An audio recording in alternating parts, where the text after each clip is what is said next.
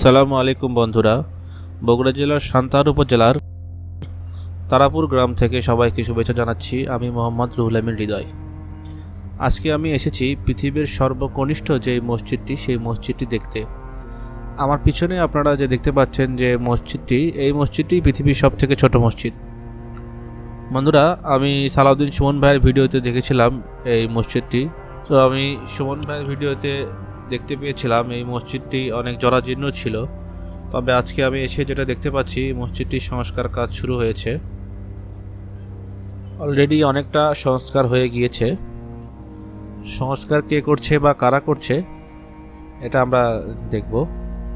আর এই মসজিদটি আপনাদেরকে ভিডিও করে দেখাবো এবং এই মসজিদটির ইতিহাস সম্বন্ধে জানানোর চেষ্টা করব।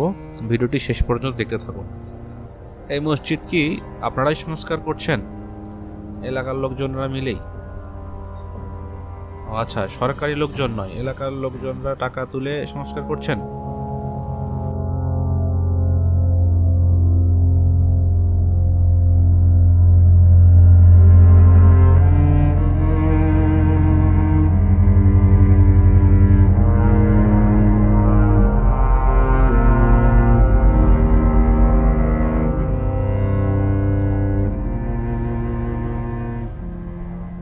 বন্ধুরা, আপনারা মসজিদের ভিতরে দেখতে পারলেন, এটি অনেক ছোট একটি মসজিদ।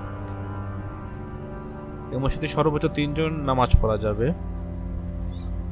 ভিডিওতে একটু আগে যাকে দেখতে পারলেন, এই জায়গাটা আসলে পৈতৃক সূত্রে তাদেরই দখলে আছে। ওনারা নিজেরাই উদ্যোগ নিয়ে এই সংস্কার কাজটি শুরু করেছে।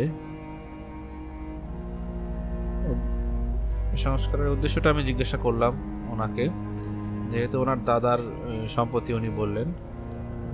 তো যেহেতু ওনার বাপ দাদার ঐতিহ্য এই মসজিদটি উনি মনে করছেন, এই জন্য ওনারা নিজেরাই মসজিদটি সংস্কার করছেন।